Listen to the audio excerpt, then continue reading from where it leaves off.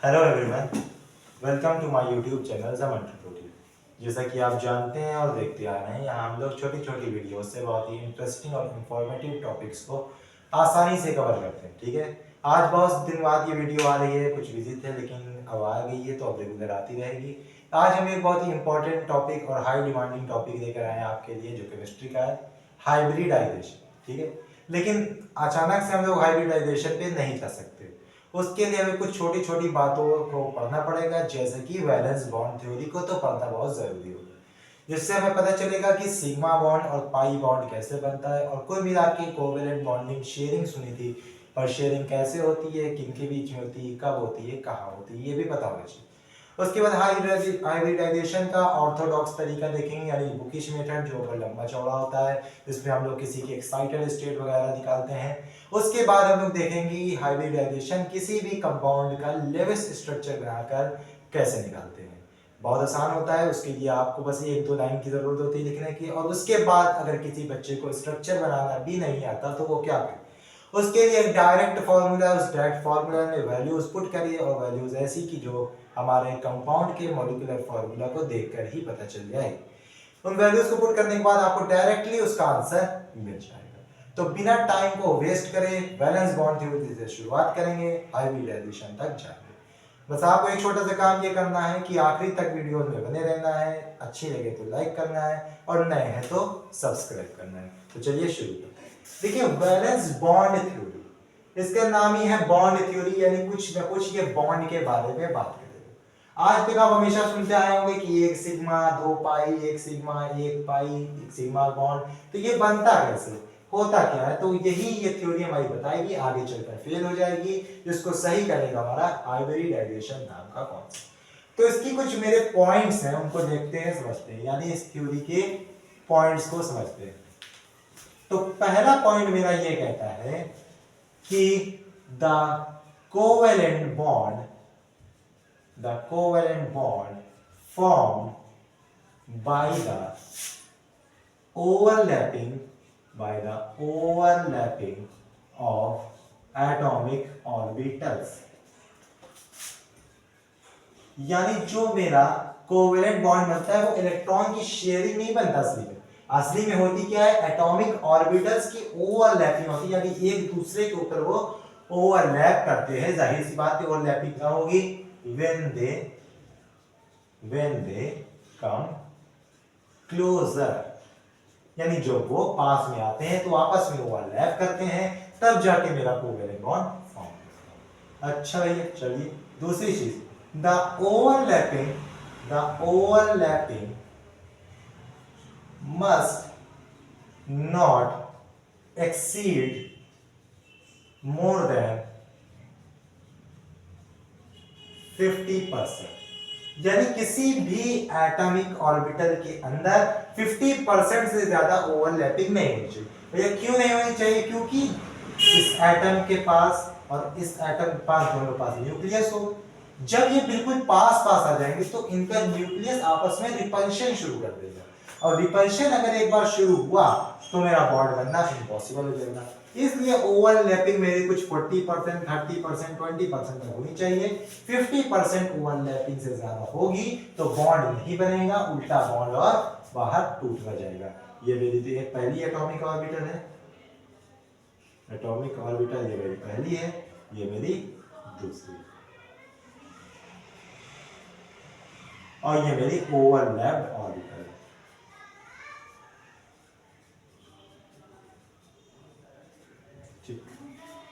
तीसरी और इंपॉर्टेंट बात वो मेरी ये है कि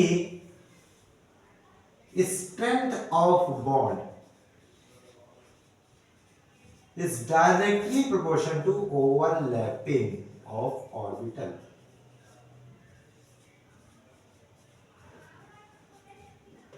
यानी जितनी ज्यादा मेरी ओवरलैपिंग होगी उतना ज्यादा बॉन्ड मजबूत होगा। अब जाहिर सी बात है, अंदर हम जितना टाइट से पकड़े हुए होंगे एक दोनों ऑर्बिटल को, उतना ज्यादा बॉन्ड की स्ट्रेंथ होगी।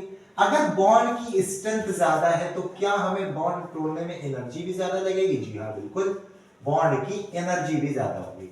यानी जितनी ज्यादा किसी के अंदर ओवरलैपिंग उतनी ज्यादा उसकी बॉन्ड एनर्जी। अब देखिएगा, समझिएगा बात को, बॉन्ड मेरा मजबूत कब होगा? जब ओवरलैपिंग ज्यादा होगी। ओवरलैपिंग ज्यादा कब होगी? जब दोनों पास पास होंगे, यानी जब मेरे पास पास ये होंगे तो इनकी बॉन्ड लेंथ इनवर्सली प्रोपोर्शन हो जाएगी। तो आज से एक चीज याद रखनी है हमें कि बॉन्ड एनर्जी इनवर्सली प्रोपोर्शन होती है किसकी? बॉन्ड लेंथ के। आगे बहुत ज्यादा काम आने वाला है आपके, खास तौर से अगर आप केमिकल बॉन्डिंग पढ़ते हैं तब। आपको एक चीज की बॉन्ड एनर्जी कुछ हमें दे दी जाएगा डेटा, उसमें बताना है कि किसकी बॉन्ड लेंथ ज्यादा, किसकी बॉन्ड लेंथ कम। जब बॉन्ड लेंथ बताना रहेगी आपको बताना होगा किसकी बॉन्ड एनर्जी ज्यादा, किसकी बॉन्ड एनर्जी कम। एमसीक्यू में ज्यादा ये सब काम होता है मेरा। ठीक है, चौथी चीज, the overlapping of atomic orbital will take place only in the orbital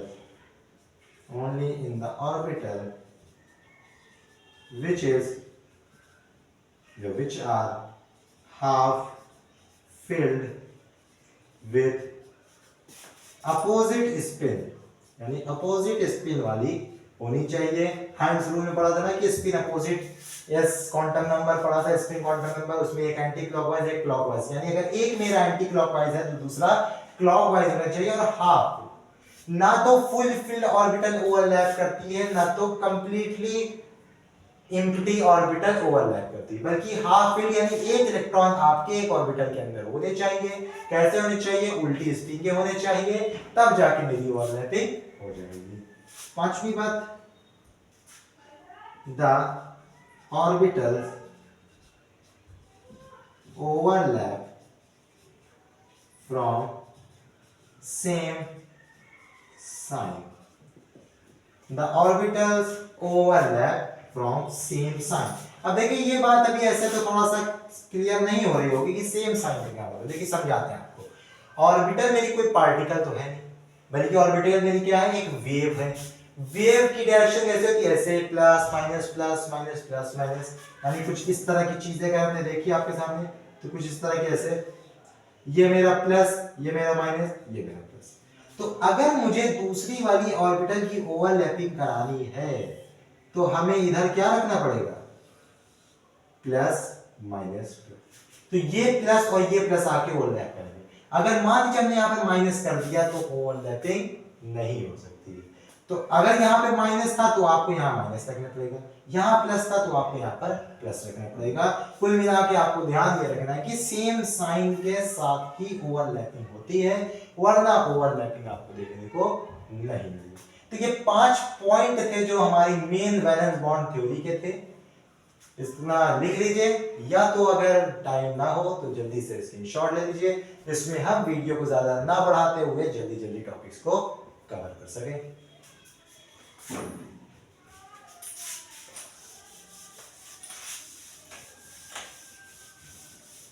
इतना सब करने के बाद अब हम देखेंगे टाइप्स ऑफ ओवरलैप, कि कोई भी मेरे एटम जो होते हैं एटॉमिक ऑर्बिटल, वो ओवरलैपिंग किस तरह से कर सकते हैं। तो मेरी ओवरलैपिंग कुल मिला के 2 तरीके से हो सकती है। या तो देखिए कोई चीज को ओवरलैप करना है, किसी चीज को पहचान, तो या आप सामने सामने से करा सकते हैं या साइड साइड से करा सकते हैं। तो वही कॉन्सेप्ट यहां पे भी लगा हुआ है, टाइप्स ऑफ ओवरलैपिंग।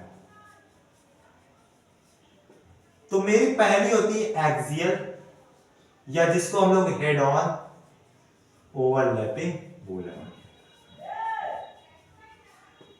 अब इस तरह की ओवरलैपिंग का मतलब है कि कोई चीज सामने सामने से ओवरलैप करे, एक्सियल या हेड ऑन ओवरलैपिंग। तो इस ओवरलैपिंग से जो मेरा बॉन्ड बनता है उसको बोलते हैं हम लोग सिग्मा बॉन्ड। कौन सा बॉन्ड?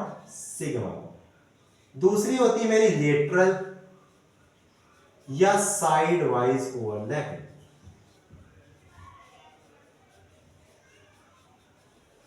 अब इस तरीके से बनने वाला बॉन्ड मेरा कहलाता है पाई बॉन्ड। यहीं पर रुककर एक बात आप समझिए कि अगर मेरी सामने से ओवरलैपिंग हो रही तो सिग्मा, साइड से ओवरलैपिंग हो रही है तो पाई बॉन्ड। सिग्मा बॉन्ड ज्यादा मजबूत होना चाहिए या पाई बॉन्ड मजबूत होना चाहिए? अब कोई चीज देखिए मेरी, मान लीजिए हमने पी ऑर्बिटल का एग्जांपल लिया,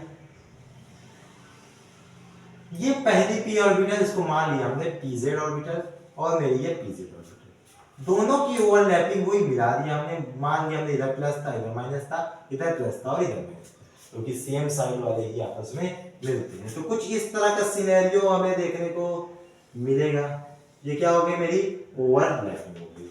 देखिए 50% से ज्यादा एक्सीड हमने नहीं किया इसको, ठीक है, ये ओवरलैपिंग हो गई, ये साइड वाइज हो गई। दूसरा तरीका हमने कहा, ये मान लिया हमने ये पी वाई थी, और मान लिया हमने ये भी क्या थी, पी वाई थी, यहाँ पे प्लस था, यहाँ पे प्लस था, यहाँ पे माइनस था, यहाँ माइनस था।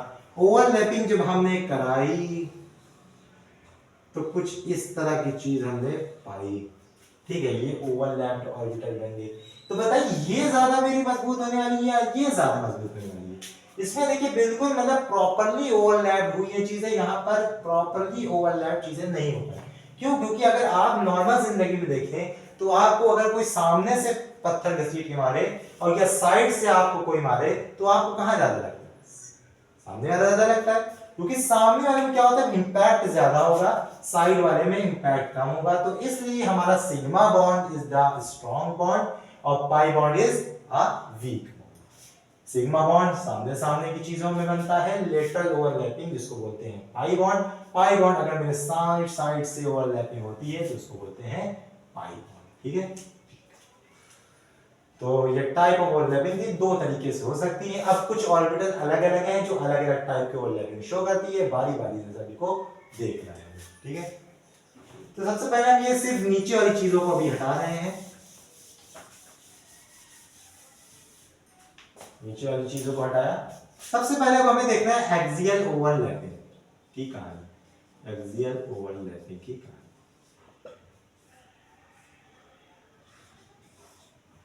चलिए अब हम लोग एस एस ऑर्बिटल की कहानी देखते हैं, यानी जब दो एस ऑर्बिटल आपस में ओवरलैप करती हैं तो क्या होता है। मान लिया हमने ये पहली एस थी, मान लिया हमने ये दूसरी एस थी, और हम ये मान के चल रहे हैं कि ये हाइड्रोजन है कुछ 1s1 और ये मेरा 1s, ठीक है। हमने डब्बा भी बना दिया, चलिए आपके लिए, ऊपर एरो। अब एक चीज का ध्यान देना है, इसकी एरो कहाँ होनी चाहिए, ऊपर होगी नहीं, कहाँ होगी, नीचे। तो ये हमने ओवरलैपिंग। अब दोनों क्या करेंगे, आपस में ओवरलैपिंग करेंगे और ये बना देंगे यहां पर बॉन्ड। अब बताइएगा इस तरह की ओवरलैपिंग में कौन सा बॉन्ड बना, सिग्मा बॉन्ड बना। क्यों सिग्मा बॉन्ड बना, क्योंकि एस ऑर्बिटल मेरी कैसी होती है, नॉन डायरेक्शनल, यानी इसका कोई डायरेक्शन होता है? अरे भैया ये स्फेरिकल होती है, स्फेरिकल का कोई डायरेक्शन थोड़ी होता है, ये तो गोल गोल होती है बिल्कुल आराम से। तो इसमें हमेशा कैसी बनेगी, वो कैसा बॉन्ड बनेगा, सिग्मा बॉन्ड बनेगा। कौन सा बॉन्ड बनेगा, सिग्मा बॉन्ड। तभी तो भैया जब H और H मिलते हैं तो ये सिर्फ और सिर्फ एक सिंगल बॉन्ड दिखता है, और इसी सिंगल बॉन्ड को तो हम लोग सिग्मा बॉन्ड बोलते थे। तो ये मेरी क्या हो, ओवरलैपिंग। एक चीज नोट बनाकर कहीं पे लिख लीजिएगा कि s ऑर्बिटल कभी भी पाई बॉन्ड नहीं बना सकते हैं। अगर मेरा एक भी s ऑर्बिटल मौजूद है तो मेरा कैसा बॉन्ड बनेगा, सिग्मा बॉन्ड ही बनेगा, ठीक। ये कहानी समझ में, हेडिंग भी हम हटा देनी चाहिए, अब इसका तो कोई खास ज्यादा काम है नहीं क्योंकि चल तो रहा है भी ठीक। हमने कहा s ऑर्बिटल, ये ऑर्बिटल नहीं s ऑर्बिटल है, और हमने बोला मान लीजिए कोई भी t के मान सकते हैं, px py pz, उस पर कोई ध्यान दें, पर हमने मान लीजिए pz ऑर्बिटल ही मान लिया। ऊपर हो सकता है ना दिख रहा हो, तो हमने बोल दिया s ऑर्बिटल और pz ऑर्बिटल। s ऑर्बिटल हमने ये गोल सी ले ली, और pz ऑर्बिटल हमने ये कुछ इस तरह की, ठीक है। दोनों में अगर ओवरलैपिंग होगी मेरी, ये मान लिया हमने pz, ये मान लिया हमने s, तो किस तरह की होगी, इस तरह की और इस तरह की। अब इसमें कोई डायरेक्शन है नहीं तो इसको घुमा के चाहे जिस तरह से करें, चाहे जिस तरह से करें, चाहे जिस तरह से करें, क्या कभी इस पे हॉरिजॉन्टल ओवरलैपिंग हो सकती है? नहीं नहीं नहीं नहीं नहीं हो सकती। कभी भी आप s ऑर्बिटल देखिए तो ओवरलैपिंग लेटरल नहीं हो सकती। कौन सा बॉन्ड बनेगा यहां पर, वही सिग्मा बॉन्ड। अच्छा, क्या बिना s के सिग्मा बॉन्ड बन सकता है? जी हां बन सकता है। क्या कभी बिना s के सिग्मा बॉन्ड बन सकता है? जी हां बन सकता है।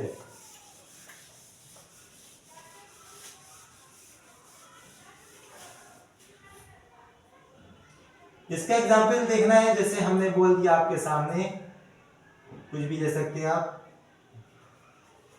HCl का ले लेते हैं जो कॉमन है, मेरा जिंदगी में चलता आ रहा है, HCl, ठीक, HCl।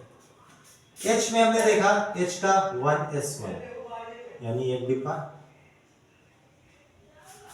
इसका Cl का अगर इलेक्ट्रॉनिक कॉन्फ़िगरेशन हम लोग निकालना चाहें तो 1s2 2s2 2p6, उसके बाद मेरा 3s2, उसके बाद मेरा 3p6, तो होगा भी 3p5।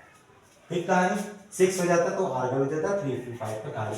अब देखिए ये ओवरलैपिंग पार्टिसिपेट करेंगे नहीं, कंप्लीटली फील्ड है, ये भी नहीं करेंगे, ये भी नहीं करेंगे, ये भी नहीं करेंगे, ये करेंगे नहीं।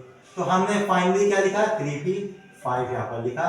p के लिए कितने डब्बे बनते हैं, 1 2 और 3 डब्बे बनते हैं। अब देखिए पहले से हमें दिमाग लगाना है कि यहाँ पर मेरी उल्टी आनी चाहिए तभी ओवरलैपिंग होगी, तो हमने यहाँ से उल्टी शुरुआत कर दी, 1 2 3 4 5। अब मुझे उल्टी स्पीड मिल गई। अगर हम इसी जैसा बनाते तो उल्टी स्पीड मुझे ना मिलती और मेरी ओवरलैपिंग ना हो पाती। तो अब ये और ये आपस में ओवरलैप कर गए, ये px था, ये py था, ये pz था, तो अब इन दोनों के बीच में कैसी हुई, सिग्मा बॉन्ड वाली हुई। तभी तो हम देखते हैं कि HCl कैसा होता है, सिंगल बॉन्ड वाला होता है। अच्छा भैया, अब हमने मान ये ले लिया कि pz ऑर्बिटल और pz ऑर्बिटल के बीच में कौन सी ओवरलैपिंग होगी, pz ऑर्बिटल और pz ऑर्बिटल। देखिए कहीं पे भी ये नहीं लिखा कि आप pz को इस तरह माने, px को इस तरह माने, py को इस तरह माने। आप pz को भी ये मान सकते हैं, ये px भी हो सकते हैं, ये py भी हो सकते हैं, क्योंकि आप कोऑर्डिनेट बनाएंगे तो जो एक्सिस आप दिखाएंगे वो सी ऑर्बिटल ये हो जाएगी। कुछ लोगों को मानना होता है pz ऐसी डायगोनल शेप में होती है, px ऐसी होती है, नहीं ऐसा कहीं पे भी नहीं लिखा। और ये भी नहीं लिखा कि pz हमारी एक्सियल ओवरलैपिंग करती है, बाकी px और py लेटरल करती है। आप किसी को भी करा सकते हैं, बस ध्यान ये देना है कि एक ही p ऑर्बिटल एक्सियल करेगी, बाकी बची हुई दो लेटरल करेगी। ठीक है, pz और pz करके दे दिया वाली। ये मेरा pz था, इस पे प्लस दिखाया, इस पे माइनस दिखाया, इस पे प्लस दिखाया, इस पे माइनस दिखाया। अब मेरी ओवरलैपिंग शुरू हुई तो हमने कुछ इस तरह का कारनामा कर दिया। ये मैंने यहाँ पे कौन सा बॉन्ड बना, सिग्मा बॉन्ड बना। इसका एग्जाम्पल बताएं। इसका एग्जाम्पल में आप लिख सकते हैं Cl2 F2 या कुछ भी।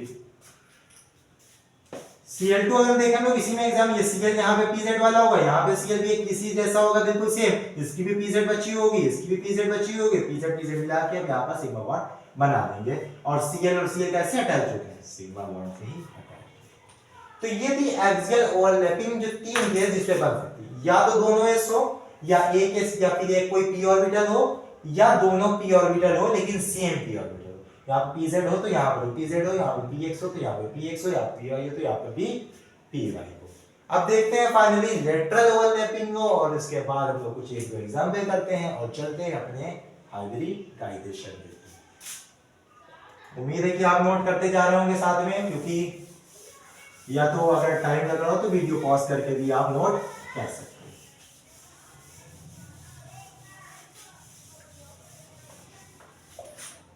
लेटरल ओवरलैपिंग की कहानी, लेटरल ओवरलैपिंग की कहानी। तो मेरी px में और py में लेटरल ओवरलैपिंग होती है। अब देखिए p और d ऑर्बिटल के बीच में भी लेटरल ओवरलैपिंग होती है, पर आज इसके बारे में बात नहीं होगी, क्योंकि ये कॉम्पिटिटिव का टॉपिक है, कॉम्पिटिटिव एग्जाम्स का टॉपिक है। यहाँ पे पढ़ेंगे तो वीडियो बहुत लंबी हो जाएगी, किसी और वीडियो में इनको डिटेल में पढ़ा जाएगा, क्योंकि इसमें कई सारे केस करेंगे जिससे टाइम और वीडियो बहुत लंबी हो जाएगी। और आप अगर 11th और 12th के लिए इस टॉपिक को देख रहे हैं, इस वीडियो को, तो ये आपके ज्यादा कुछ खास काम आने वाली नहीं है। देखिए px और py की कहानी सेम होती है, क्योंकि इस पे दोनों की लेटरल ओवरलैपिंग इस तरह से होती है, तो हम इसको क्यों ना साथ ही में बता देते हैं। अच्छा भाई, ये प्लस ये माइनस, ये प्लस ये माइनस। अब किसी बच्चे ने क्या होगा, जल्दबाजी में ऊपर माइनस और नीचे प्लस कर दिया, तो उसकी ओवरलैपिंग मानने नहीं होगी, उसकी ओवरलैपिंग माना नहीं जाएगा। तो हमने कुछ इस तरह की कहानी बना दी। और इसको ओवरलैप करते हुए कुछ इस तरह की कहानी यहाँ पर भी बना दी। अब देखिए एक सिग्मा और एक सिग्मा बोलने के बजाय इसको क्या बोलते हैं, पाई बॉन्ड। इसको क्या बोलते हैं, पाई बॉन्ड। तो याद रखिएगा जब भी मेरी लेटरल ओवरलैपिंग होती है तो कौन सा बॉन्ड मेरा बनता है, पाई बॉन्ड बनता है। एक बात और याद रखने वाली, किसी भी जहां पर भी पाई बॉन्ड बनेगा तो पहले एक सिग्मा बनना जरूरी है, तभी ही जाकर कोई पाई बॉन्ड बन सकता है, वरना बिना सिग्मा के पाई बॉन्ड बनना इम्पॉसिबल है। जैसे हमने बोला O2 बनाइए आप ऑक्सीजन के, O2 का अगर हम कॉन्फ़िगरेशन करना चाहें तो O मेरे पास 2 आएंगे, O का एटॉमिक नंबर 8 होता है, तो हमने बोला 1s2 2s2 2p4 8 हो गया। ये भी सेम इसका भाई है तो 1s2 2s2 और 2p। अगर आपको इलेक्ट्रॉनिक कॉन्फ़िगरेशन का नहीं आता है तो एटॉमिक स्ट्रक्चर पार्ट 3 नाम की एक वीडियो मेरे चैनल पे डली हुई है, आप जाकर देख सकते हैं। पूरा एटॉमिक स्ट्रक्चर बहुत अच्छी तरीके से 3 पार्ट में पढ़ाया गया है। तीसरे पार्ट में इलेक्ट्रॉनिक कॉन्फ़िगरेशन डिटेल में पढ़ना सिखाया गया बनाना, तो आप उसको जाकर भी चेक कर सकते हैं। बहरहाल ये और ये और ये और ये तो पार्टिसिपेट करने वाला नहीं है, 2p4 और 2p4 ही पार्टिसिपेट करेगा, तो क्यों ना हम 2p4 को ही सीधा सीधा बना लेते हैं। तो हमने बोला 1 2 3 और ये चौथा, हमने इसको बोला। अब ध्यान क्या देना है हमें कि अब की बार हमें शुरुआत उल्टी एरो से करनी है। ये उल्टी एरो, ये उल्टी एरो और ये सी। ये मेरी px है, ये मेरी py है, ये pz है। कहीं ये भी नहीं तय कि pz पहले नहीं हो सकती, आप किसी को भी मान सकते हैं। पर आज हम बस बिल्कुल जो जनरल हमारा सिनेरियो चलता आ रहा है उसी को हम फॉलो कर रहे हैं बिना कुछ छेड़छाड़ किए। अच्छा भैया px और px के बीच में ओवरलैपिंग तो नहीं हो सकती, यानी बनानी कौन सी पड़ेगी, py pz और py pz। तो हमने कुछ इस तरह की चीजें बनाया। इधर देखिए ये पहली pz ऑर्बिटल बनाया और ये मैंने दूसरी pz ओवरलैपिंग करके ऑर्बिटल बनाया। ये मेरी pz थी, ये मेरी pz। py कैसे होती है, pz के परपेंडिकुलर होती है, वो बात तो पता ही होगी, py मेरी परपेंडिकुलर होगी। तो ये pz और ये मेरी py और ये मेरी py। इन दोनों के बीच में जो ओवरलैपिंग करी वो कैसी है, हेड ऑन है। तो हेड ऑन ओवरलैपिंग से क्या बना, एक सिग्मा बॉन्ड बना। और ये ऑर्बिटल को भी ओवरलैप होना है, पर ये हमारे पास ना तो 3D बोर्ड है ना तो 3D पेन है जिससे हम आपको बनाकर दिखा सकें। तो आपके बुक में भी और आपकी कॉपी में भी आपको इस तरह से ओवरलैपिंग दिखानी है, यानी ऊपर एक ओवरलैपिंग हो, नीचे एक ओवरलैपिंग होगी, कुछ इस तरह से। ठीक है, ये लेटरल ओवरलैपिंग हुई तो ये कौन सा बॉन्ड कहलाएगा, पाई बॉन्ड कहलाएगा। अब ये गलती बिल्कुल नहीं करनी कि इसको एक पाई बॉन्ड बोल दे, इसको एक पाई बॉन्ड बोल दे, नहीं सर, ये एक ही तो ओवरलैप हुए, एक ही ऑर्बिटल तो ओवरलैप हुए, तो एक पाई बॉन्ड बने। यानी कितने बॉन्ड बने, एक बॉन्ड और दो बॉन्ड। तो यानी ओ के बीच में कितना बॉन्ड होता है, दो बॉन्ड। ये तो मैं पहले ही से पता था। यही इसीलिए तो बोलते हैं ना कि जब डबल बॉन्ड होता है तो कितना होता है, एक सिग्मा और एक पाई होता है। पहले कौन सा बना, पहले सिग्मा बना। आप पहले इसको बना के इसको बना सकते थे, नहीं बना सकते थे। तो हमने बोला ये सिग्मा, वन सिग्मा बॉन्ड और वन पाई। तो आज से याद रखिएगा कि अगर मेरा डबल बॉन्ड बनाना हो तो पहले एक सिग्मा बनेगा, दूसरा एक पाई बनेगा। आज ये बात हमें पता चल गई। ठीक, ये ऑक्सीजन का एग्जांपल बहुत इंपॉर्टेंट, आपके एग्जाम्स में पूछ लेता है। इसके अलावा आप जितने भी डबल बॉन्ड वाले कंपाउंड है उनको आपस में प्रैक्टिस आप कर सकते हैं अपने खुद से। चलिए अब हम देखते हैं एक आखिरी एग्जांपल इस टॉपिक का, और वो है बहुत ही अच्छा खूबसूरत सा एग्जांपल, जो है मेरी नाइट्रोजन गैस N2। क्योंकि इससे मामला बिल्कुल क्लियर हो जाने वाला है कि मतलब मेरा किस तरह से और क्या क्या कहां कहां होता है। हमने बोला N2, यानी एक नाइट्रोजन के साथ दूसरा नाइट्रोजन। भाई नाइट्रोजन का एटॉमिक नंबर मेरा होता है 7, यानी मेरा बनता है 1s2 2s2 2p3, 1s2 2s2 और 2p3। ठीक है, 1s2 1s2 1s2 1s2 salted है, तो 2p3 ही हम बना देते हैं, 1 2 3 ऊपर ऊपर ऊपर, आपकी नीचे नीचे नीचे। ये मेरी px, ये मेरी पी वाई, ये मेरी पी जेड, ये मेरी पी एक्स, ये मेरी पी वाई, ये मेरी पी जेड। यानी आपकी ओवरलैपिंग तीनों जगह होगी, पी एक्स भी ओवरलैप करे, पी वाई, पी जेड। देखिए पी एक्स पी वाई से ओवरलैप नहीं कर सकती, पी एक्स किससे करेगी, पी एक्स से, पी वाई किससे, पी वाई से, पी जेड किससे, पी जेड से। अच्छा भाई, तो हमने सबसे पहले अपना जो पी जेड को अभी तक ऐसे सीधा सीधा मान रहे थे, तो हमने आपके सामने अभी भी पी जेड माना। भले पी एक्स को भी आप इस तरह से बना सकते हैं, कोई दिक्कत की बात नहीं है, कोई दिक्कत की बात नहीं, क्योंकि तभी एक ही सिग्मा बनेगा, अभी भी एक ही सिग्मा बनेगा, तो कोई दिक्कत की बात यहाँ पर नहीं, एक सिग्मा बन रहा है। उसके बाद मेरी बारी आ गई किसकी, पी वाई की। हमने इसको इस तरह से बना दिया, हमने इसको इस तरह से बना दिया, तो ये मेरी पी वाई, ये मेरी पी वाई। फिर से वही बात, हम इसकी ओवरलैपिंग कैसे दिखाते हैं, ऐसे ऐसे दिखाते हैं।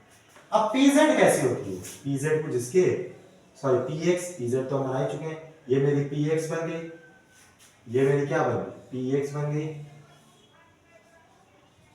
अब पी एक्स की ओवरलैपिंग भी अब नहीं दिखा सकते, तो हमने पी एक्स में भी ऐसे एक एरो निकाली, और पी एक्स में भी हमने ऐसे एक एरो निकाला। पी एक्स को पी एक्स से मिलाना है, पी वाई को पी वाई से मिलाना है, और थोड़ा अंदर तक जाएंगे जिसमें हमें चीजें समझ में आती रहे। पी एक्स को पी एक्स से मिला दिया, जी हाँ, पी एक्स को पी एक्स से मिलाया है, और पी वाई को पी वाई से मिलाया है, पी जेड तो बिल्कुल डायरेक्टली मिल चुका है। यानी कहानी में कितने बॉन्ड दिखे आपको, 1 2 और 3। यानी नाइट्रोजन नाइट्रोजन के बीच में तो भैया 3 बॉन्ड होता था, ये तो हम बचपन से जानते आ रहे थे। लेकिन एक चीज ये देखिए आप, सिग्मा अभी भी एक ही है, और पहला बॉन्ड सिग्मा ऑलवेज दुनिया का कोई कंपाउंड हो, अगर उसमें मल्टीपल बॉन्ड आ रहे हैं तो पहला सिग्मा ही होगा। दूसरा और तीसरा कैसा, ये भी लेटरल है, ये भी लेटरल है, ये डायरेक्टली थोड़ी बनेंगे, ये भी तो लेटरल है, तो यानी ये दोनों कैसे हैं, तो यानी 1 सिग्मा और 2 कितने बॉन्ड, पाई बॉन्ड। तो इसीलिए बोला जाता था कि क्या, जब भी ट्रिपल बॉन्ड तो 1 सिग्मा 2 पाई, डबल बॉन्ड 1 सिग्मा 1 पाई, सिंगल बॉन्ड तो सिग्मा 3। तो ये नाइट्रोजन का एग्जांपल सारे टॉपिक्स को क्लियर कर सकता है। आप बड़ा सा इसका डायग्राम अपनी कॉपी में बनाइए, जिसमें आपको देखने में आसानी हो, एक नजर में आपको चीजें समझ में आ जाए। P X P Y P Z लिखना ना भूलिएगा अपनी ऑर्बिटल्स के बगल में। और ये बॉन्ड हम लोग 3D शेप में ऐसे बना नहीं सकते, तो हम इसको इस लाइन से ऐसे बनाकर दिखा देते हैं कि ये मेरी यहाँ पर बॉन्डिंग हुई हुई है। जब हेड ऑन ओवरलैपिंग होती है तो उसको बोलते हैं सिग्मा। आप यहाँ पर पी एक्स लिख सकते हैं, आप यहाँ पर पी वाई लिख सकते हैं, आप यहाँ पर पी जेड लिख सकते हैं, यहाँ पर तीनों में से कोई लिख सकते हैं, यहाँ पर तीनों में से कोई लिख सकते हैं। इसके लिए आपको कोई भी जोर जबरदस्ती नहीं है कि आप ये लिखिए, पर ध्यान क्या देना है आपको एट द एंड, कि आपको यहाँ पर स्पिन उल्टी रखनी है, हाफ फील्ड वाले की करानी है ओवरलैपिंग, जो सामने हो जाए वो सिग्मा, जो साइड में हो जाए वो पाई। ठीक, तो ये थी मेरी वैलेंस बॉन्ड थ्योरी और उनके कुछ एग्जांपल्स। आपको इसके रिलेटेड एग्जांपल अभी बाद में हम वीडियो के एंड में होमवर्क के लिए देंगे। इसका आंसर ऑब्वियसली आपको कमेंट बॉक्स में देना होगा। तो इतनी अच्छी कहानी चलने के बाद ये कहानी में फेलियर आया कैसे, यानी ये कहानी फेल हुई क्यों, कहानी फेल हुई, तो कहानी फेल हुई तभी तो मेरी दूसरी थ्योरी आई, और वो दूसरी थ्योरी जो आएगी वो होगी हाइब्रिडाइजेशन, जिसके लिए आप इस वीडियो को देखने आए हैं। क्योंकि बीबीटी को बहुत हल्के में लोग लेते हैं, लेकिन ये बहुत इंपॉर्टेंट टॉपिक है, क्योंकि अगर बीबीटी नहीं समझ में आएगी तो उसका फेलियर नहीं समझ में आएगा, और अगर उसका फेलियर नहीं समझ में आएगा तो हमें उसका दूसरी जो टॉपिक्स हैं और जो दूसरे उसके रिलेटेड हमारी थ्योरीज है वो बिल्कुल भी समझ में नहीं आएगी। तो हुआ कुछ यूं कि हमने देखा CH4 बनाया, हमने मान लीजिए ये CH4 रहा होगा, ये CH4 रहा होगा, ये CH4 रहा होगा, ये CH4, चलिए ये CH4 मेरा बना हुआ था, हालांकि ऐसा स्ट्रक्चर नहीं होता है, मजाक है ये, पर बहरहाल ये CH4 मेरा नजर में आ रहा है, ये CH4। ठीक, जब लोगों ने देखा तो इनके बीच में सेम टाइप के बॉन्ड बने, इनके बीच में भी सेम टाइप का बॉन्ड है, इनके बीच में भी सेम टाइप ऑफ बॉन्ड है, इनके बीच में भी सेम टाइप ऑफ बॉन्ड। अगर सेम टाइप ऑफ बॉन्ड है तो यानी सेम टाइप ऑफ ओवरलैपिंग हुई हुई है, और सेम टाइप ऑफ ओवरलैपिंग हुई हुई है तो यानी सेम बॉन्ड एनर्जी भी है। अगर सेम बॉन्ड एनर्जी है तो यानी सेम बॉन्ड लेंथ है। पर जब लोगों ने माइक्रोस्कोप के अंदर ये जैसे भी एनालिसिस किया तो देखा कि इन चारों बॉन्ड की जो बॉन्ड लेंथ है वो सेम है, पर बॉन्ड एनर्जी सबकी अलग है। ऐसा कैसे, ये तो सेम टाइप ऑफ बॉन्ड से बना हुआ है, और इनके बीच में बॉन्डिंग सेम है। ठीक है, ये तो बात समझ में आई। हमने देखा, लेकिन इनकी ऑर्बिटल्स तो अलग अलग है, तो ओवरलैपिंग अलग अलग तरीके से होनी चाहिए थी। तो कुल मिला के वीबीटी थोड़ा कॉम्प्लेक्स टॉपिक्स को एक्सप्लेन नहीं कर पाई थी, और जो बहुत सारी चीजें थी, यानी उसमें हाइब्रिड ऑर्बिटल्स का जो कॉन्सेप्ट आ रहा था उसका या वो एक्सप्लेन नहीं कर पाई थी। और कुल मिला के वीबीटी ने कहीं पे भी जो मेन उसका ड्रॉबैक था वो किसी भी कंपाउंड की ज्योमेट्री के बारे में आपसे कुछ बात नहीं की थी, ना तो कोवेलेंट बॉन्ड की डायरेक्शन के बारे में कुछ बात की थी। कुल मिला के हमें तो यही नहीं बता पाई कि मान लीजिए मीथेन वो किस शेप का होगा या किस ज्योमेट्री का होगा, और मेरा अमोनिया तो वो किस ज्योमेट्री का होगा। यानी मेन जो हम ड्रॉबैक लिखते हैं अपने एग्जाम को ये होता है कि it does not explain the geometry of any compound. तो उसी को सुधारने के लिए आया हाइब्रिडाइजेशन। हाइब्रिडाइजेशन में चारों बॉन्ड सेम कैसे, ये देखने के लिए हमें समझना पड़ेगा थोड़ा सा इसको।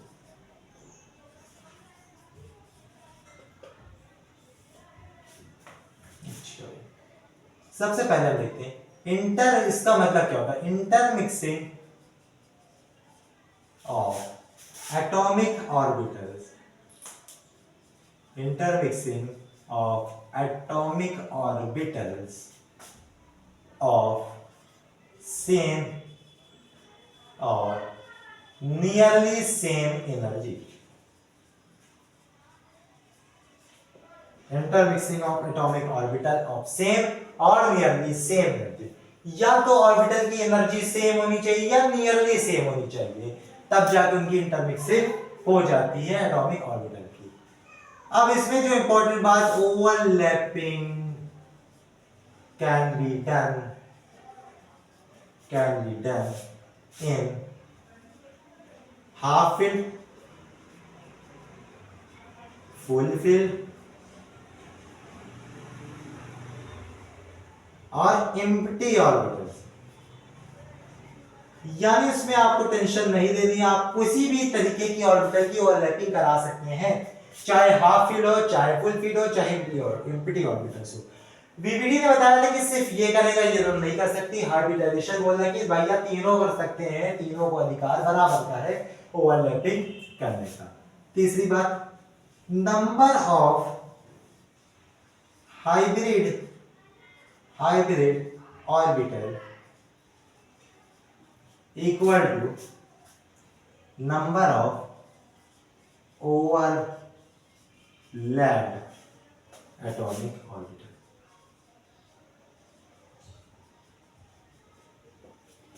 जितनी एटॉमिक ऑर्बिटल ओवरलैप्ड करेंगी उतनी हाइब्रिड ऑर्बिटल बनेगी, और ये हाइब्रिड ऑर्बिटल ही आगे जाके बहुत कुछ नई चीजें आपको बताने वाली हैं। चलिए, इसके थ्योरी से ज्यादा इंपॉर्टेंट है इसके कॉन्सेप्ट को समझना। तो हम सबसे पहले अपना वही मीथेन का एग्जांपल लेकर ही बात को समझते हैं कि मीथेन क्या, कैसे और क्यों, किस तरह की हाइब्रिडाइजेशन शो करता है।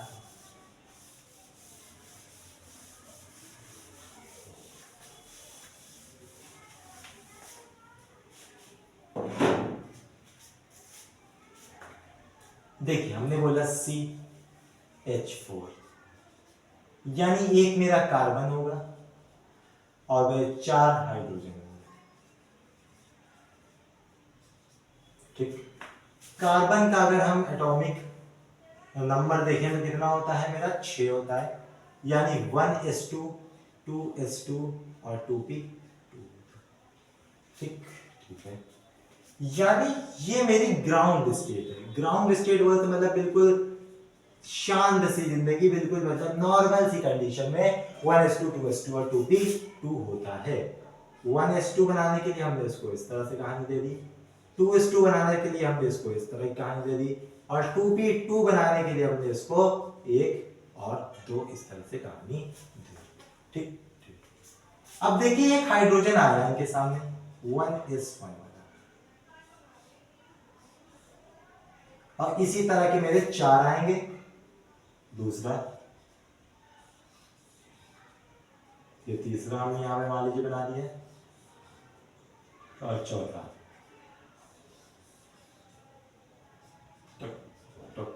Tick tock. ठीक, 4 मेरे हाइड्रो वो है हाइड्रोजन। ठीक, ये मेरा हो गया। अब देखिए ये इसके साथ बॉन्ड बना ले, ये इसके साथ बॉन्ड बना ले, लेकिन इन दोनों का क्या होगा? यानी हम सीधा सीधा CH2 तो बनाते दिख रहा हमें कि ये इसके साथ ओवरलैप कर दिया, ये इसके साथ ओवरलैप कर दिया, और बाकी की कहानी क्या होगी? यानी ये दोनों कहां जाएंगे बेचारे? तो इसके लिए कार्बन अपने आप को ले जाता है एक्साइटेड स्टेट में। कहां ले जाता है? एक्साइटेड स्टेट के अंदर। अब एक्साइटेड स्टेट के अंदर जाने से होता क्या है कि मेरी इस ऑर्बिटल में तो कोई दिक्कत नहीं होती, लेकिन इन दोनों के बीच में बहुत ज्यादा नई चीजें बनती है।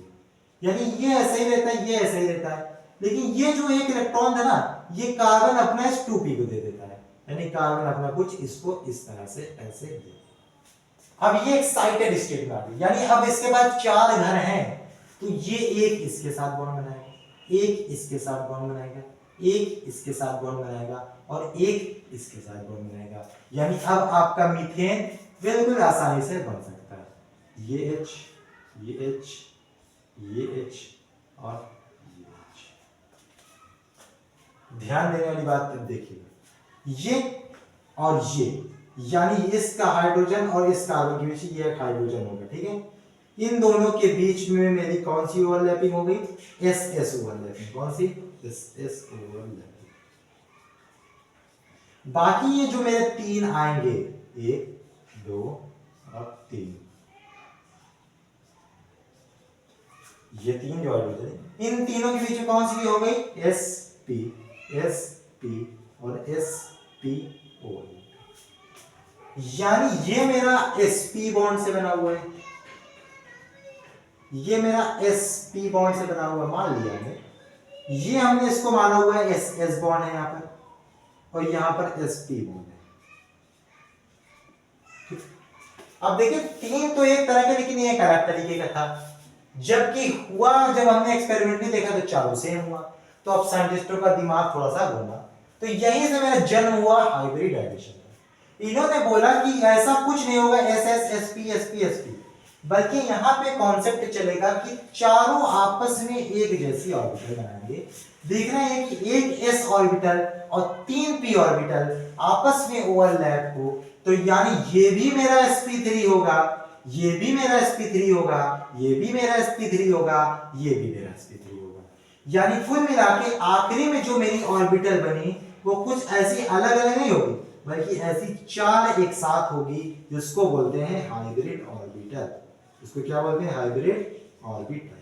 यानी कि अलग अलग वाला कॉन्सेप्ट हाइब्रिडाइजेशन पास नहीं हुई। इसने बोला इंटरमिक्सिंग ऑफ एटॉमिक ऑर्बिटल, यानी साथ साथ देखिए SS सेम एनर्जी की है, इसके बाद जस्ट p आता है, नियरली सेम एनर्जी का है, बहुत कम एनर्जी फर्क। हां भाई S और D में ओवरलैपिंग होने में थोड़ी सी दिक्कत होगी, पर sp तो बल्कि नियरली सेम है। यानी ये बॉन्ड कैसा? sp3, ये बॉन्ड कैसा? sp3, ये कैसा? sp3, ये कैसा? sp3। यानी इसके अंदर कितने इलेक्ट्रॉन? ऐसे ऐसे ऐसे और ऐसे। ये भी sp3, ये भी sp3, ये भी sp3, ये भी sp3। डेली लाइफ एग्जाम्पल समझते हैं। मान लीजिए हमने एक बेसन के लड्डू में 3 मोती की चूर का लड्डू तोड़कर मिला दिया, उसके बाद एक बड़ा लड्डू बनाया, उसके बाद हमने एक बड़ा लड्डू बनाया, या कह सकते हैं 4 छोटे छोटे लड्डू, लेकिन दोनों के मिक्सचर के बनाए।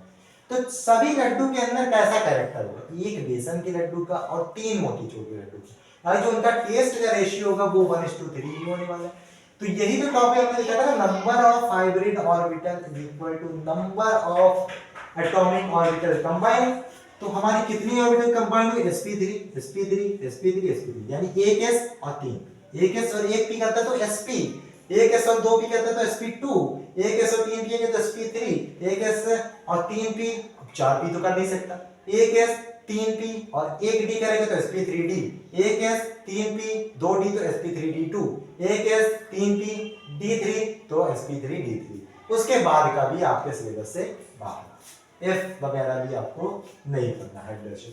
तो ये भी sp3, ये भी sp3, ये भी sp3, ये भी sp3, यानी type of bond same, bond energy same, bond length same, strength of bond same, यानी सारी चीजें क्या हो गई? सेम हो गई।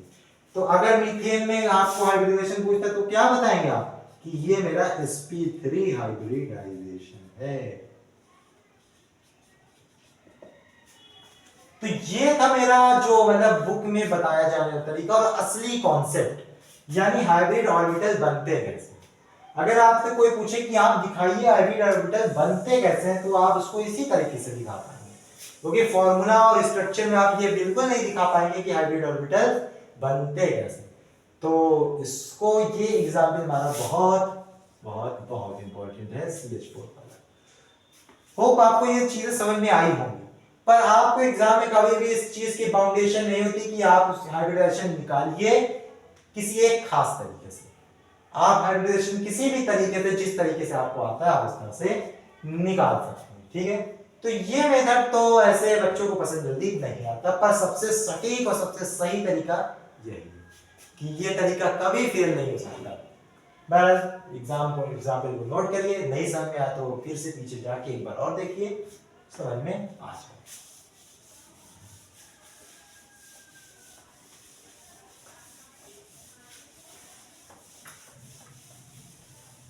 अगर हमने बोला कि एक S और एक P मिले तो मेरा बनता है sp हाइब्रिडाइजेशन।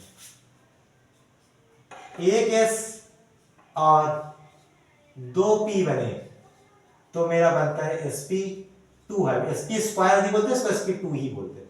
एक S और एक P, एक P और एक P, तो मेरा बनता है sp3 हाइब्रिडाइजेशन। एक S और एक 2 3 प्लस D, तो मेरा बनता है sp3D। एक S प्लस एक 2 3 प्लस 4 प्लस 5, 5 क्या ये मतलब एक S 3P और 2D, तो मेरा बन गया sp3D2। अब मेरा एक S 1 2 3 प्लस 1 2 3, तो मेरा बन गया sp3D3। और यहीं तक की कहानी आपके कोर्स में होती है कि अगर मेरा एक S और एक P ओवरलैप करते तो sp, एक S 2P करते तो sp2, एक S 3P करते तो sp3, एक S 3P 1D करते तो sp3, एक S 3P 2D करते तो sp3D2, एक S 3P 3D करते तो sp3D3। अब इससे हमारे रिलेटेड एक ज्योमेट्री होती है नॉट शेप। नोट कर लीजिएगा बात को, hybridization only tell us about geometry, not the shape of any molecule. अगर sp हाइब्रिडाइजेशन मेरा आ रहा है तो उसका मतलब वो मेरा लीनियर ज्योमेट्री का है। sp2 मेरा आ रहा है तो यानी इसका मतलब है कि ट्राइगोनल प्लेनर शेप का है। अभी सब देखते हैं क्या है, sp3 आ रहा है तो यानी मेरा टेट्राहेड्रल शेप का है। अगर sp3d आ रहा है तो मेरा ये ट्राइगोनल बाइपिरामिडल शेप का है। sp3d2 आ रहा है तो यानी ये मेरा ऑक्टाहेड्रल शेप का है। sp3d3 आ रहा है तो यानी ये मेरा पेंटागोनल बाइपिरामिडल शेप का। और एक चीज, अब नई चीज समझनी है कि हाइब्रिडाइजेशन के अंदर पाई बॉन्ड का कंसेप्ट नहीं चलता है, यानी Z जिसको हम लोग बोलते हैं hybrid orbital is equal to total sigma bond. हाँ, ये जो अब आपका स्ट्रक्चर में मदद करेगा, total sigma bond plus lone pair of electron.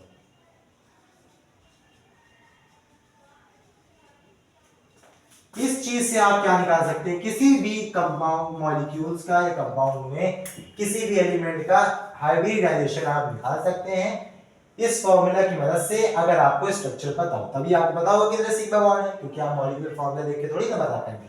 Plus lone pair of electron.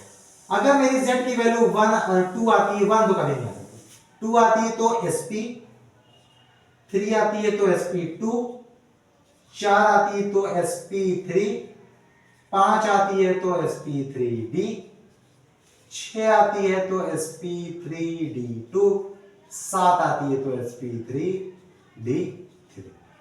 बाकी उससे रिलेटेड का ज्योमेट्री हो जाएगी, ठीक। अच्छा, इतनी बात तो हो गई। ये तब शेप के बारे में बताइए कैसे होते हैं। तो मेरा ये जो लीनियर शेप होता है वो तो कुछ इस तरह का होता है, यानी ये पहली ये और दूसरी, और इनके बीच में एंगल कितने का होगा, 180 डिग्री का एंगल होगा। ट्राइगोनल प्लेनर कुछ इस तरह की चीज होती है, एक ऐसा मैंने बना दिया, एक पिलर और एक पिलर, और इनके बीच में एंगल कितना होता है, 120 डिग्री। या तो फिर ऐसा करते हैं कि अभी इसको आप इतना लिख लीजिए, इसमें शेप हम थोड़ा सा बड़ा बड़ा सा बना सकते, क्योंकि बहुत ज्यादा कॉम्प्लिकेटेड हो जाएगा तो अच्छा नहीं है।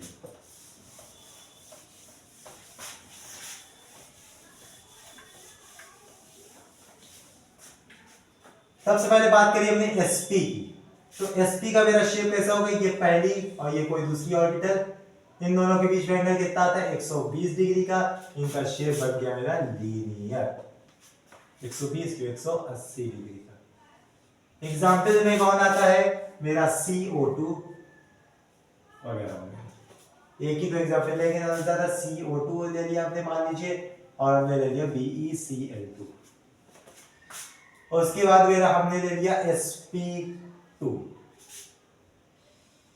तो एक ऐसे, एक ऐसे, एक ऐसे, दो है यहाँ पर तो मैं दो ऑर्बिटल बनाए, तीन है यहाँ पर, एक है सब दो की तब तीन बनाई, इनके बीच का एंगल होता है 120 डिग्री। देखिए ट्राइंगल शेप में दिख रहे हैं और ये तीनों एक ही प्लेन के अंदर पाए जाते हैं, यानी आपके बोर्ड के ऊपर जिस तरह बना है उसी तरह एक ही प्लेन के अंदर होते हैं। ये हो गया मेरा ट्राइगोनल प्लेनर।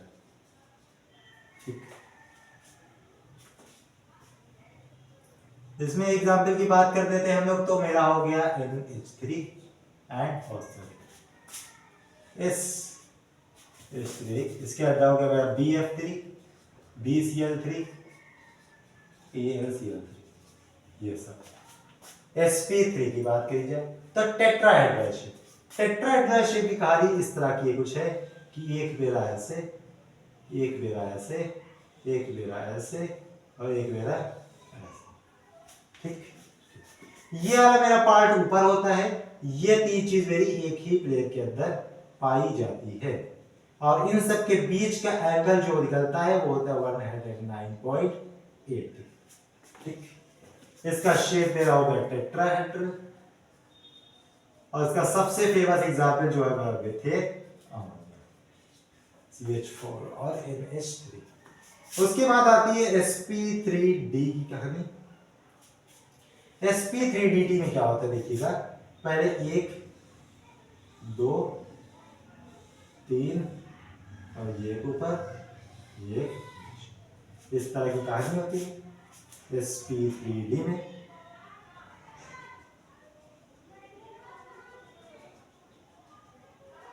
ये जो मेरे तीन चीज जो रखी हुई है ना, ये मेरे एक एंगल, एक प्लेन के अंदर है, और ये वाला ऊपर है प्लेन के, ये वाला नीचे है प्लेन के।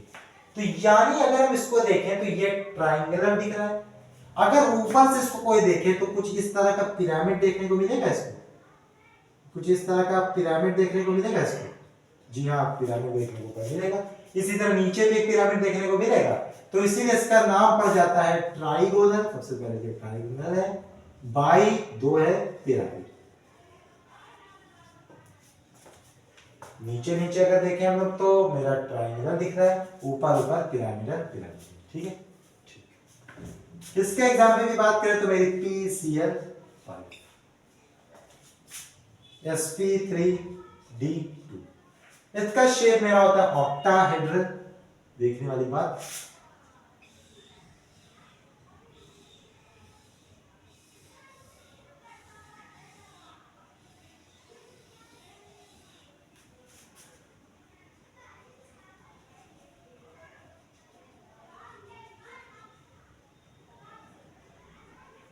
आपकी बात ये चार एक प्लेन में, एक ऊपर और एक नीचे, तो इस शेप को बोलते हैं मेरा ऑक्टाहेड्रल।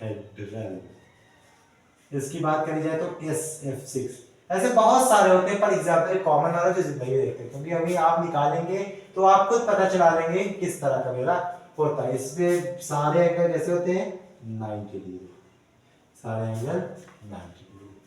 अब ये जो बीच बीच वाले इसको बताना बोलते हैं, इसका 120 डिग्री, और ऊपर वाले जो है वो उनका 90 डिग्री, नीचे वाले का भी 90 डिग्री, ठीक। तो एक आखिरी बचा हुआ है, इतना कॉपी भी आपके बना हुआ होना चाहिए जिससे आपकी कॉन्सेप्ट क्लियरिटी बनी रहे, जिसमें आगे ज्योमेट्री बनाने में आपको दिक्कत ना हो। एक आखिरी है, वो है मेरा sp3d3।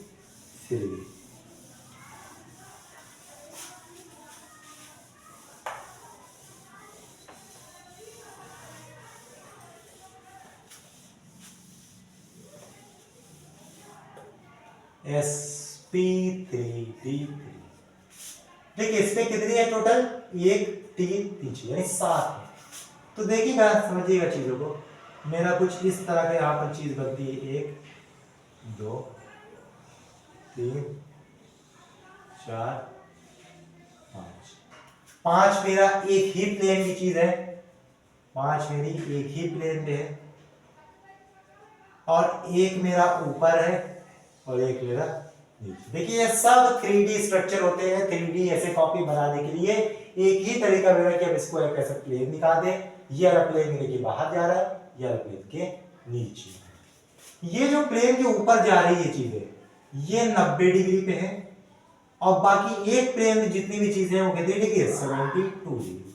एग्जाम में मान लीजिए आप भूल गए, तो आपको ये देखना है कि ऊपर तो 90 दिख रहा है आपका, बीच वाला एक प्लेन के अंदर 360 डिग्री से ज्यादा नहीं होना चाहिए, तो 360/5 करेंगे तो आपको 72 मिल जाएगा। ट्राइगोनल बाय पिरामिड में 360/3 करेंगे तो 120 मिल जाएगा। उसमें 4 था तो 360/4 करेंगे तो 90 मिल जाएगा। यानी आपको 360 से जितने आप यहाँ पर ऑर्बिटल बनाए होंगे डिवाइड कर देंगे तो आपको क्वाड्रेटर पर मिल जाएगा। देखिए ये एक पेंटागन बना हुआ है, 3 इस तरह की कुछ चीजें दिख रही है आपको, कुछ इस तरह की चीज, 3 ये 2, इधर 3 कोने, इधर 2 कोने, तो ये पेंटागन टाइप का दिख रहा है। और ऊपर से पिरामिड दिखेगा, नीचे से पिरामिड दिखेगा, तो इसका नाम बन गया पेंटागोनल बाई पिरामिड। यानी मेरा इसका एग्जाम्पल अगर आप बोले तो IF7 आयोडीन हेप्टाफ्लोराइड, तो ये मेरा होगा पेंटागोनल बाई पिरामिड। तो सारी हमने ज्योमेट्री आपको बता दी, सारी हाइब्रिडाइजेशन की। अब जल्दी से हम लोग देखते हैं कैसे हाइब्रिडाइजेशन को निकालते हैं, z की वैल्यू, और हम लोग उसमें चीजों को फिट करते हैं। जैसे पहली बार मेरा मिल गया आपके सामने CH4। CH4 का लिविस स्ट्रक्चर आप अगर बनाएंगे तो आपको इस तरह का मिलेगा, ठीक। हमने देखा इसके अंदर Z टोटल सिग्मा कितने हैं, 1 2 3 4, प्लस क्या कोई बॉन्ड वो है लोन पेयर नहीं है, तो हमने 0 लिखा, यानी 4 Z की वैल्यू 4। अगर आप याद करिए Z की वैल्यू 2 का मतलब sp, 3 का मतलब sp2, 4 का मतलब sp3, तो कौन सा हाइब्रिडाइजेशन, sp3। कौन सा हाइब्रिडाइजेशन, sp3। इसकी ज्योमेट्री क्या होनी चाहिए थी, टेट्राहेड्रल। टेबल याद होगी तो कोई दिक्कत परेशानी नहीं होनी चाहिए, ज्योमेट्री क्या होनी चाहिए, टेट्राहेड्रल, ठीक है। तो टेट्राहेड्रल ऐसे थोड़ी होता है, बनाइए C, H हमने यहाँ पे दे दिया है, H यहाँ पे दे दिया है, H यहाँ पे दे दिया, H यहाँ पे दे दिया, और यहाँ पे दिखा दिया 109.8 डिग्री। कहानी खत्म, मेरा मीथेन बन गया। इसी तरह हमने आपके सामने बोला NH3 लुईस स्ट्रक्चर आना चाहिए, नहीं आता तो कमेंट में डालेंगे, उसके लिए भी एक डेडिकेटेड वीडियो आपके सामने बनाकर हम दे देंगे। लेकिन यहाँ पर 2 लोन पेयर इलेक्ट्रॉन होते हैं, तो कहानी हम हमें देखनी है। Z टोटल सिग्मा कितनी, 1 2 3, लोन पेयर लिखना ना कि लोन इलेक्ट्रॉन लिखना, तो पेयर कितना 1, तो मेरा क्या होगा यहाँ पे भी 4, यहाँ पे Z पे 4, यानी यहाँ पे अभी भी sp3, यानी अमोनिया किस तरह का होता है, N H H H, और ये लोन पेयर कहाँ पर होते हैं, ऊपर होते हैं। केमिस्ट्री में लोन पेयर को इस तरह से भी दिखा देते हैं, तो ये मेरा क्या बन गया, अमोनिया, ठीक। इसी तरह हम आपके सामने और कुछ एग्जांपल देंगे, साथ में करते चलेंगे। जैसे हमने आपके सामने दे दिया, मान लीजिए PCl5 मान लीजिए हमने ले लिया, SSCl लुईस के हिसाब से बनाते हैं। पहले चलिए Cl ये बना दिया हमने, PCl5 दिख रहा है। अभी क्या करना, हमें तो बस P में Cl5 चिपका देना, किसी भी तरह से चिपका दिया हमने। अब हमें Z निकालना है, total sigma 5, is there any lone pair, no, तो 0। Z की वैल्यू 5 बोले तो कौन सी, sp3d एक एस 3 पी 1 डी जोड़ेंगे 5 हो गया जी हाँ 5 हो गया। इसके शेप कौन सा होता था? Trigonal, trigonal bi pyramidal, trigonal bi pyramidal. Trigonal bi pyramidal कैसे बनता था? एक पी मेरा होता था यहाँ पर, ऊपर दिख रहा है कि नहीं दिख रहा पता नहीं,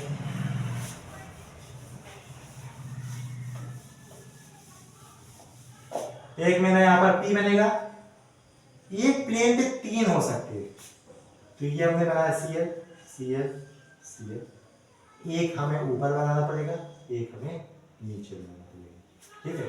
इन दोनों के बीच हमें एंगल दिखाना पड़ेगा 90 डिग्री का, इन दोनों के बीच हमें दिखाना पड़ेगा 120 डिग्री। क्या एंगल दिखाना जरूरी है? जी ठीक, 90 डिग्री और ये 120 डिग्री, ये एक प्लेन के अंदर, ये दोनों ऊपर ऊपर। इसी से आपको पता चलेगा कि ये सब एक प्लेन के अंदर है, ये मेरा ऊपर है, तो ये हो गया मेरा PCL5। इसी तरह हम लोग ले लेते हैं IF5, IF5, IF5 में क्या होगा? सेम चीज होगी, सेम चीज होगी।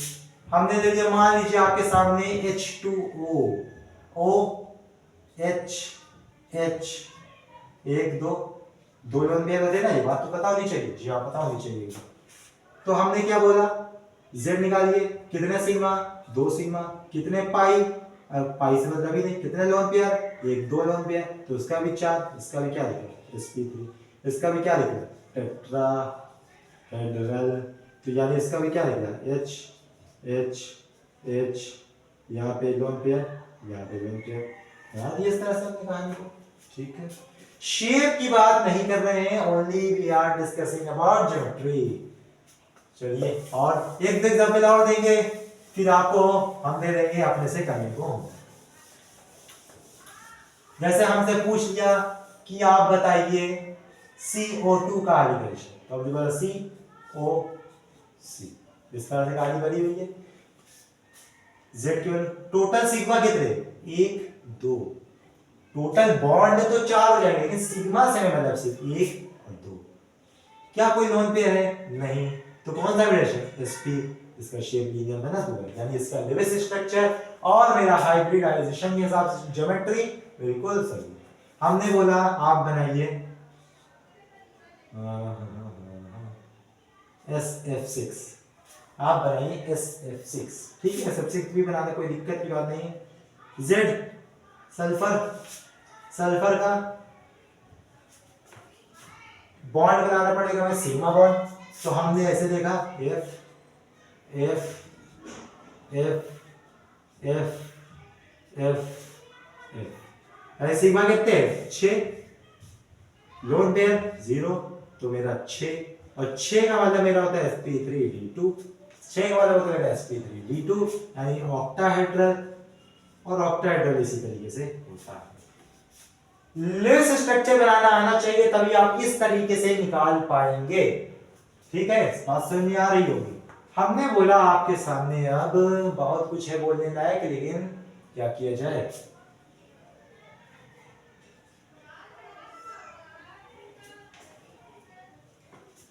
बनवा दिया हमने आपसे PH3, बनवा दिया हमने आपसे PH3, अच्छा PH3 का हम आपको स्ट्रक्चर भी बना के दिखाएंगे इसके तरीके से।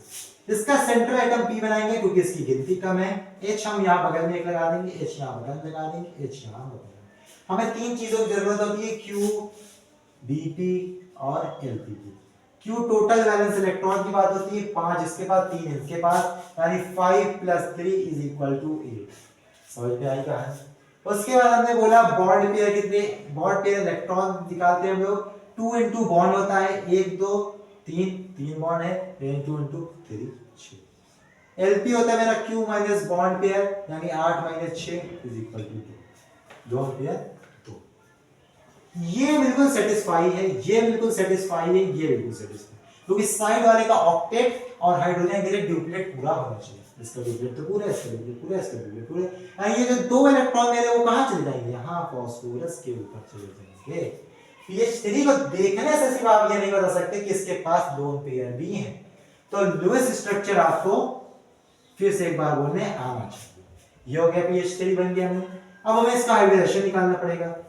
Total sigma 3, lone pair 1, 4 sp3। देखिए ये इत्तेफाक है सिर्फ जो आज sp3 ज्यादा है, सब कुछ नहीं कि sp3 ज्यादा होता है। ठीक है, ये टेट्राहेड्रल, यानी pH3 का इस तरह का ज्योमेट्री होती ही नहीं, बल्कि pH3 कुछ इस तरह का दिखता है मुझे, ऐसे ऐसे ऐसे, और लोन पेयर यहाँ पर, यानी pH3 कुछ इस तरह का। अब आज का आखिरी लेते हैं और फिर कहानी को खत्म करते हैं।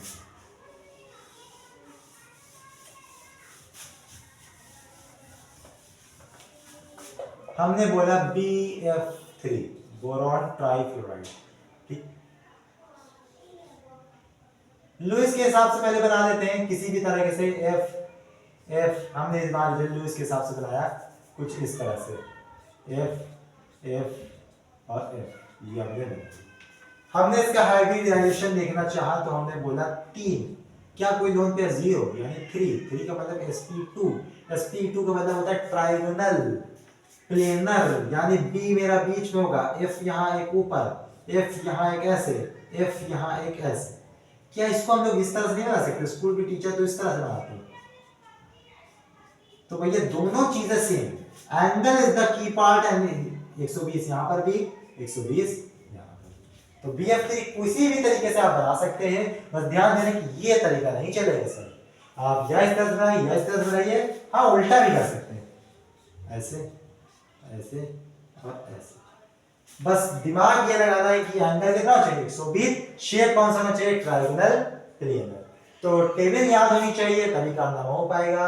अब एक आखिरी चीज जो आपके सामने, जिसका शुरुआत में वादा किया था, करना तो पड़ेगा। वीडियो चैनल की शायद सबसे लंबी वीडियो बन गई है आज, लेकिन आसानी से ये 2-3 मिनट वाले टॉपिक तो नहीं। अगर आप अभी तक इस वीडियो को देख रहे हैं तो आपका दिल से शुक्रिया अदा करते हैं, क्योंकि ये टॉपिक आपको तभी समझ में आएंगे जब आप अकेले में, सन्नाटे में ध्यान से इस टॉपिक को समझने की कोशिश करते हैं। तो और एक बार अगर समझ में आ गया तो जिंदगी भर आया रहता है, अगर एक बार नहीं आया तो फिर हर जगह जब भी आप हाइब्रिडाइजेशन नाम का टॉपिक देखेंगे तो आप पेज जरूर पलटेंगे उसका, और अगर पेज पलटेंगे तो आपकी फिर बेइज्जती भी हो जाती है कि हाइब्रिडाइजेशन नहीं आता, तुम्हें बड़े क्लास पहुंच गए हैं।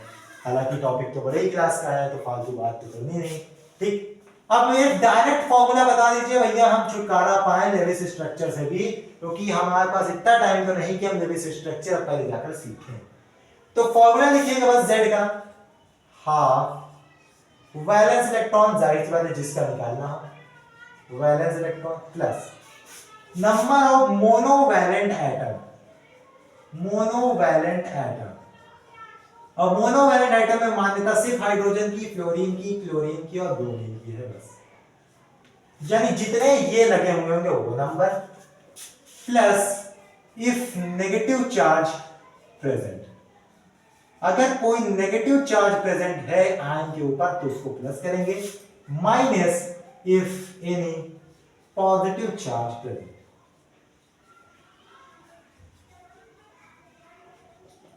ठीक, इतना करने के बाद आपकी Z की वैल्यू डायरेक्टली निकल आएगी इस फॉर्मूले को रखते हुए। जैसे आपके सामने शुरुआत करते हैं आज NH3 से भी, Z हाफ, N का वैलेंस इलेक्ट्रॉन कितने होंगे 5, H का क्या यहाँ पर दर्जा है H को मोनोवैलेंट का, जी हाँ H को दर्जा है मोनोवैलेंट का, कितने हैं 3 है, प्लस 3 का दिया, क्या कोई प्लस नहीं, क्या कोई माइनस नहीं, तो कुछ नहीं करना, यानी 8/2 इज इक्वल टू 4, और 4 का मतलब होता है sp3, और sp3 का मतलब होता है टेट्राहेड्रल। अरे वाह, ये तो कहानी बड़ी अच्छी। तो हमने डायरेक्टली ले लिया IF5 माइनस, IF5 माइनस, तो Z is equal to half valence electron, iodine के कितने होते हैं 7, हाइड्रोजन है तो 7 ही तो होते होंगे। फ्लोरीन क्या दर्जा प्राप्त है, जी हाँ 5 दर्जा प्राप्त है। क्या हमें माइनस का कुछ करना है, जी हाँ करना है, प्लस, यानी 7 + 5 + 12 को 13/2, ये क्या है 13/2, यानी ये कंपाउंड मेरा स्टेबल ही नहीं है, अनस्टेबल, जिसका हाइब्रिडाइजेशन हम नहीं बता पा रहे वो कंपाउंड अनस्टेबल ही कैटेगरी में चला गया। जैसे हमने बोला आपके सामने XeF4, ये कंपाउंड को BBD कभी बता ही नहीं सकती थी कि ओवरलैपिंग होगी भी, भैया इनर्ट एलिमेंट है, हालांकि ये कंपाउंड मिलता है मार्केट में, मार्केट में मतलब नेचर में है, लेकिन वीबीटी कभी बता ही नहीं सकती, लेकिन हाइब्रिडाइजेशन ने काम आसान कर दिया। अब आपको अगर इसका स्ट्रक्चर पता है, आप उससे निकाल सकते हैं स्ट्रक्चर कैसे बनाएं। स्ट्रक्चर नहीं बना सकते, लीजिए भैया z is equal to half, किसी भी इनर्ट गैसेस की वैलेंस इलेक्ट्रॉन की संख्या क्या होती है 8, तभी वो बना ऑक्टेट पूरा चाहिए 8 प्लस 4, क्या कोई प्लस वाइस नहीं, तो 12/2 कितना 6, यानी ऑक्टाहेड्रल। ज्योमेट्री कौन सी निकली, ऑक्टाहेड्रल। इसी तरह हमने आपके सामने और एग्जांपल लिए, जैसे जैसे जैसे XeO2F4, ये भी कंपाउंड एक कॉम्प्लिकेटेड था, देखने में इम्पॉसिबल था, पर Z की वैल्यू हाफ, Xe 8 होगा। क्या ऑक्सीजन की कोई जिंदगी में वैल्यू है? नहीं, जिंदगी में तो बहुत है, पर क्या हाइब्रिडाइजेशन की जिंदगी में वैल्यू है? नहीं, तो हम इसको कुछ नहीं मानते, जीरो। क्या आयोडीन को मान्यता दी है, सॉरी फ्लोरीन को मान्यता दी है? जी हाँ दी है, 4 12/2 यानी 6 का मतलब क्या होता है sp3b2 यानी ऑक्टाहेड्रल। अब इसको बनाने में थोड़ा सा मजा आता है, क्योंकि Xe तो मेरा बीच में हो गया, अब ऑक्टाहेड्रल में 2 चीज ऊपर नीचे, बाकी 4 एक प्लेन में, तो कौन सा एक प्लेन में और कौन सा ऊपर नीचे? तो जो मेरा ज्यादा इलेक्ट्रोनेगेटिव है वो प्लेन पर होगा, जो कम इलेक्ट्रोनेगेटिव है वो ऊपर नीचे जाएगा। तो ऑक्सीजन मेरा कम इलेक्ट्रोनेगेटिव तो कुछ इस तरह से आएगा, F मेरा ऐसे, F मेरा ऐसे, F मेरा ऐसे, F मेरा ऐसे। कहानी समझ में आई? जी हाँ, कहानी समझ में आई। अब इसको हटाते हैं, 3 स्ट्रक्चर 3 चीजों का और निकालते हैं, फिर मामला खत्म करते हैं। जैसे हमने बोला कि आप निकाल लीजिए PO4 3 माइनस का, H3O प्लस का, NH4 प्लस का और SO4 2 प्लस। ये 4 चीजें हैं, डायरेक्टली फॉर्मूला एक लाइन का है, कोई दिमाग नहीं है। Z is equal to phosphorus के वैलेंस इलेक्ट्रॉन 5, क्या ऑक्सीजन को कोई दर्जा प्राप्त है? जी ये दर्जा नहीं प्राप्त। अगर कोई माइनस वाला तो उसको प्लस करते हैं, इस चीज का बस ध्यान देना है आपको, प्लस कर दिया हमने 3, तो मेरा 8/2 इक्वल टू 4 यानी sp3 बोले तो टेट्राहेड्रल, यानी किस तरह से O O O और O, ये बन गई कहानी, ठीक है, PO4। उसके बाद हमने बनाया Z is equal to half half half half half.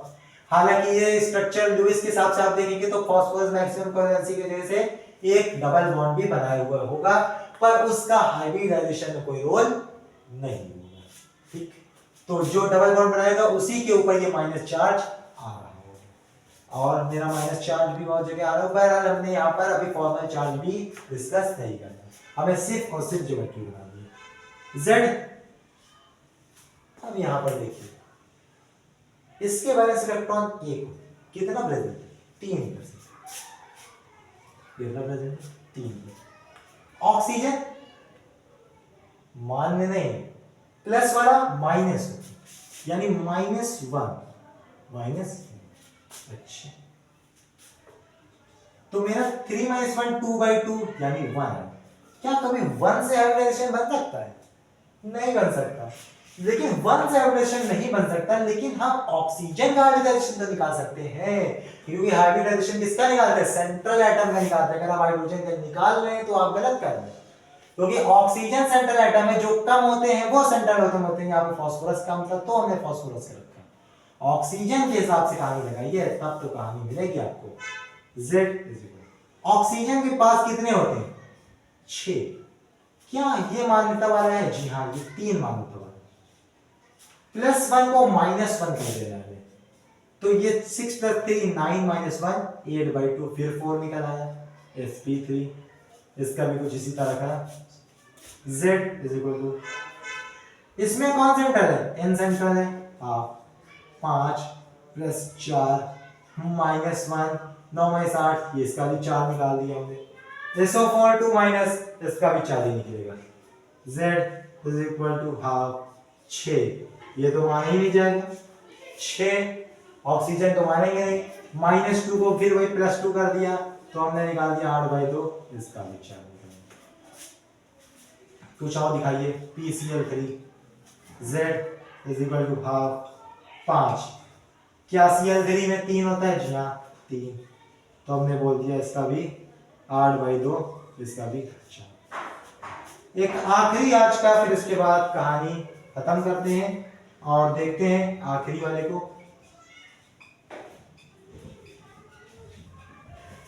जो है मेरा IF7 Z की वैल्यू निकालेंगे। सेंट्रल कौन है? आयोडीन है। आयोडीन एक हैलोजन है तो साथ ही होने चाहिए थे। फ्लोरीन क्या यहाँ पे हम लोग मानते हैं? जी हाँ फ्लोरीन को मानते हैं। फ्लोरीन को अगर मानते हैं हम लोग तो फ्लोरीन कितना ऐड हो गया फिर? 7 ऐड हो गया, यानी 14/2 = 7। फाइनली मेरा sp3d3 निकला, और sp3d3 अगर निकला तो इसका शेप हो जाएगा ज्योमेट्री हो जाएगा पेंटागोनल बाइपिरामिडल। पेंटागोनल बाइपिरामिडल, और पेंटागोनल बाइपिरामिडल को यहाँ बनाते हैं क्योंकि इसका शेप थोड़ा सा अलग टाइप का होता है।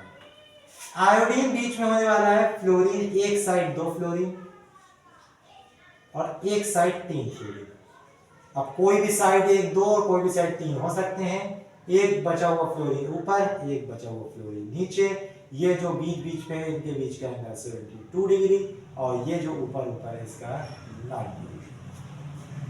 तो उम्मीद करते हैं कि आपको वैलेंस बॉन्ड थ्योरी और हाइब्रिडाइजेशन डीप में बिल्कुल बहुत आसानी के साथ समझ में आया होगा। एक बार नहीं समझ में आया तो दूसरी बार इस वीडियो को आप पीछे जाकर देखिए, बहुत अच्छी तरीके से समझ में आया होगा। अगर आप पूरी वीडियो देख रहे थे तो अब आपको क्या करना है? लाइक कर देना और अपने दोस्तों के साथ इस इंफॉर्मेटिव वीडियो को शेयर कर देना है, जिससे उन्हें भी एग्जाम में और हर जगह फायदा हो सके। और अगर आपने देखा तो शुक्रिया। तब तक के लिए thanks for watching, keep learning, bye bye.